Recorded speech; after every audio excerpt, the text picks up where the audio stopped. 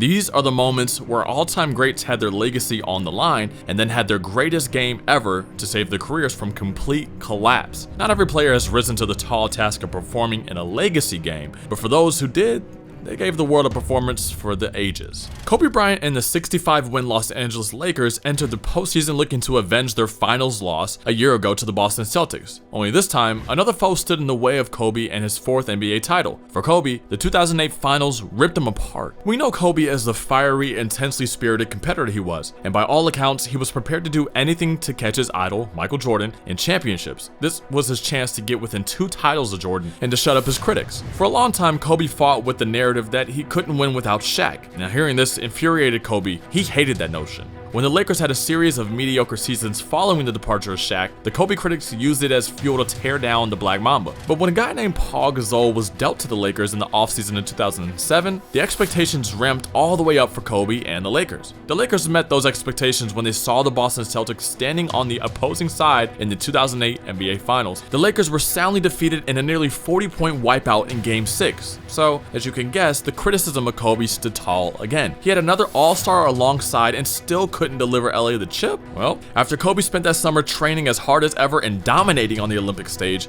he was ready to come back for the 08-09 season and to lift LA to the mountaintop. The Lakers finished the next season winning 65 games, the third most winningest season in franchise history. Kobe was ruthlessly motivated more than ever, and fans were ready to see basketball royalty restored in the City of Angels. The Lakers took care of business throughout the 2009 playoffs and returned to the final stage, just 1 year removed from a dreary loss. We notoriously remember 2009 as the year that promised Kobe versus LeBron in the finals. That didn't happen thanks to a team led by a Defensive Player of the Year and an army of three-point snipers on the perimeter. The Orlando Magic got in the way of what would have likely been the most championship game in history of sports, but that's because they were a really good squad. And for that very reason, the 2009 finals promised to be a really competitive series and a chance for Kobe to get the Shaq notion off his shoulders. In just game 1 of the series, Kobe erupted for 40 points and fell just short of a triple-double. He came up with a clutch game 2, scoring 29 points and 8 more assists, helping the Lakers score 13 points in overtime to secure a 101-96 W. After a narrow 4-point defeat in game 3, Kobe's 32 and 30-point masterpieces in the next 2 games closed out the Magic in 6 games. Kobe, now a 4-time champ, included a chip without Shaq, was a made man. That's not to mention he repeated the following season, this time knocking off the ex-champs from 2 years ago and getting revenge.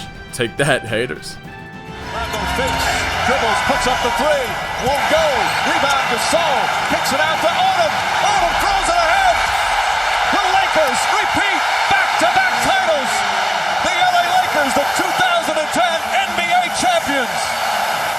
When Giannis and the Bucks walked all over the Eastern Conference favorite Boston Celtics in the 2019 NBA playoffs, people were finally ready to crown Giannis with his newly acquired status as the best player in the world. Then, the Eastern Conference Finals happened, and Giannis, he didn't happen.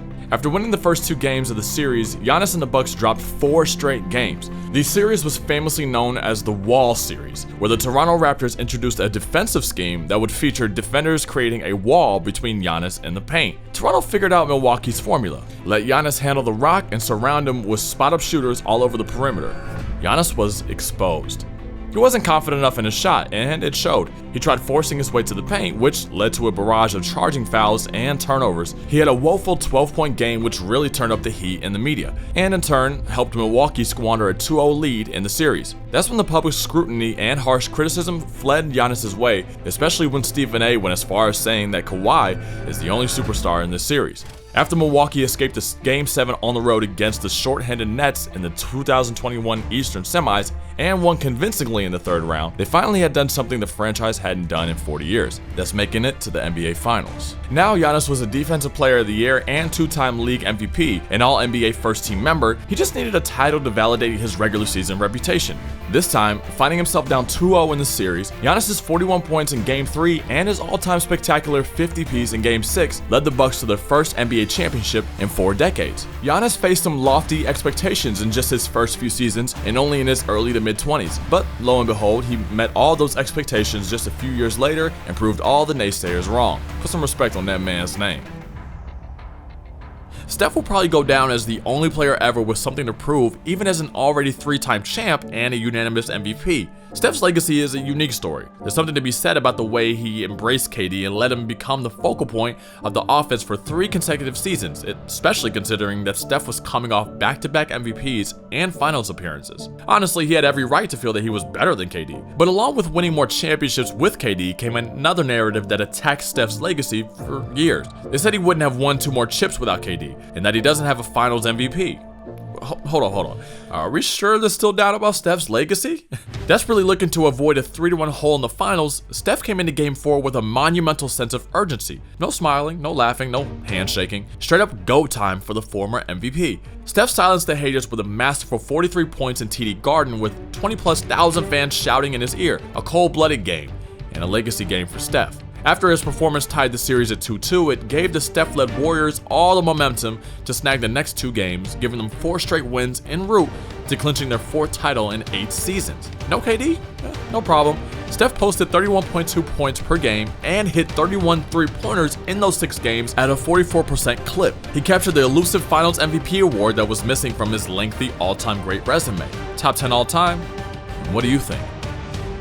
In terms of legacy for the great LeBron James, a lot of people point to his 45 points against Boston in the 2012 Eastern Conference Finals, which you can argue was a more impactful legacy game for LeBron considering what happened in 2010 in his last go-around with the Cavs, and of course, the 2011 debacle. But the 2016 NBA Finals for LeBron was bigger than basketball. He had a promise, unfulfilled, that began teetering on failure.